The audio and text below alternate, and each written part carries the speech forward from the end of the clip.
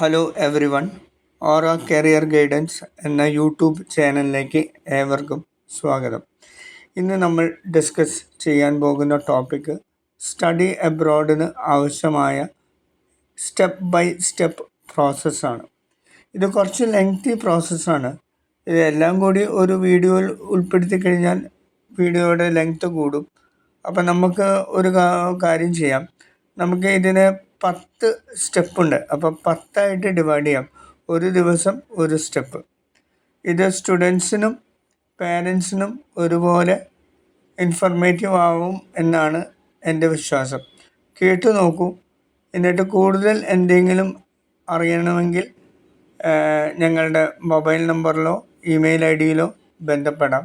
ഞങ്ങൾ കൂടുതലായിട്ട് അതിന് പറ്റുന്ന ഇൻപുട്സ് നിങ്ങളുമായിട്ട് ഷെയർ ചെയ്യാം. അപ്പോൾ നമുക്ക് ആദ്യമായിട്ട് ഏതൊക്കെയാണ് സ്റ്റെപ്സ് ഒന്ന് നമുക്ക് പരിശോധിക്കാം. ഒന്ന് റിസർച്ച് ആൻഡ് ചൂസ്. ആദ്യത്തെ സ്റ്റെപ്പ് വളരെ ഇമ്പോർട്ടൻറ്റ് സ്റ്റെപ്പാണ്. രണ്ടാമത് documentation.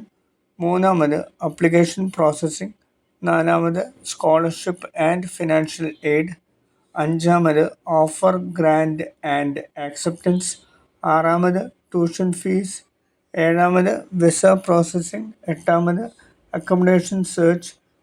ഒമ്പതാമത് networking. And finally last step 10ാമത്തെ സ്റ്റെപ്പ് ട്രാവൽ പ്രിപ്പറേഷൻസ്. നമുക്ക് ഡീറ്റെയിൽഡായിട്ട് ഓരോ സ്റ്റെപ്പുകളെയും കുറിച്ച് നമുക്ക് സംസാരിക്കാം. പിന്നീടുള്ള വീഡിയോകളിൽ നമ്മളത് ഡീറ്റെയിൽഡായിട്ട് കവർ ചെയ്യുന്നതായിരിക്കും. ഇന്ന് നമുക്ക് ആദ്യത്തെ സ്റ്റെപ്പ് റിസർച്ച് ആൻഡ് ചൂസ്.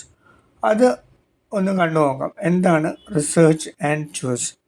നിങ്ങൾക്ക് പലപ്പോഴും അറിയാം, പേരൻസിനേക്കാളും കൂടുതൽ സ്റ്റുഡൻസിന് ഒരു ഐഡിയ ഉണ്ടാവും ഏത് കൺട്രിയിലേക്കാണ്, ഏത് കോഴ്സാണ് പഠിക്കേണ്ടതെന്ന്. അവർക്ക് വളരെ വ്യക്തമായിട്ടുള്ള ഒരു പിക്ചറുണ്ടാവും, ധാരണയുണ്ടാവും.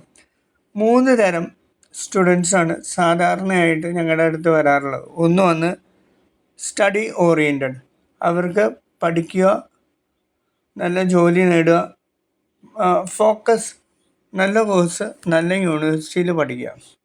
അതാണ് ഫസ്റ്റ് കാറ്റഗറി ഓഫ് സ്റ്റുഡൻസിൻ്റെ എയിം. അതാണ്. സെക്കൻഡ് പഠിത്തം, സ്റ്റഡി കം ഏണിങ്സ്.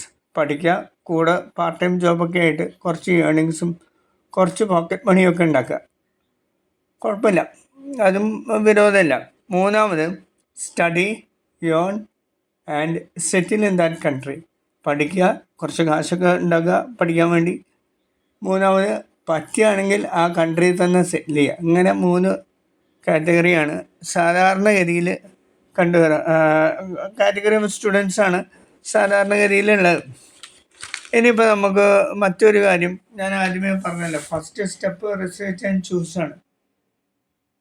അത്യാവശ്യം നല്ല മാർക്കുള്ളവർക്ക് സ്റ്റഡി അബ്രോഡ് നടക്കുള്ളൂ. അതായത് 70% അക്കാഡമിക്സിൽ 70 to 75% എങ്കിലും വേണം. അല്ലാതെ അത്യാവശ്യം നല്ല യൂണിവേഴ്സിറ്റി പോയി പഠിക്കണമെങ്കിൽ മാർക്ക് വേണം. It's not easy. അപ്പം 70-75% മാർക്ക് മിനിമം വേണം.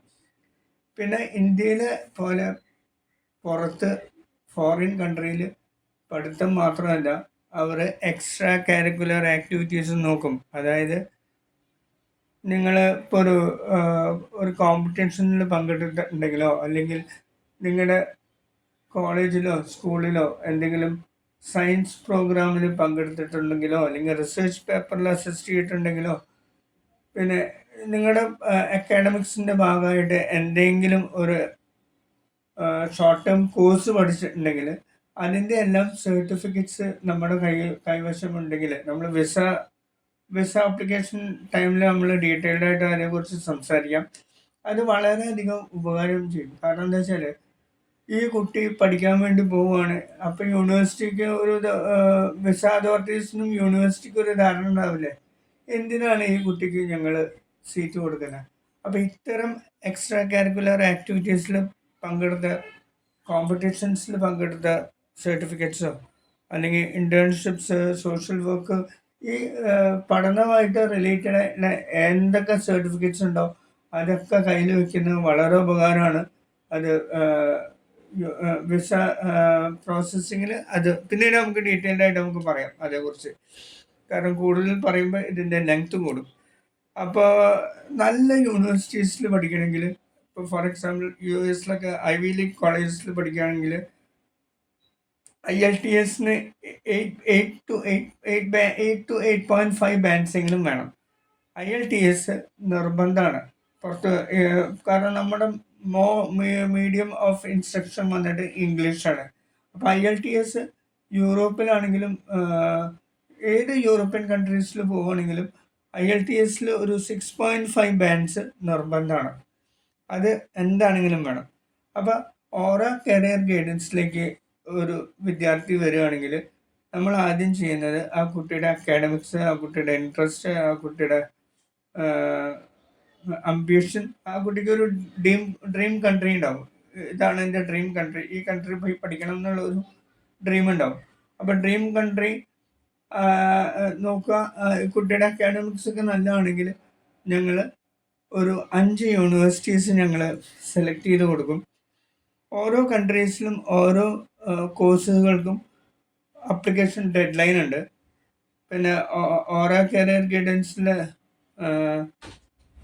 ആൾക്കാരും വിദ്യാർത്ഥിയും പാരൻസും കൂടി ഡിസ്കസ് ചെയ്തിട്ട് we will have a group discussion and we will decide on the country and also the course. We will give you the maximum support.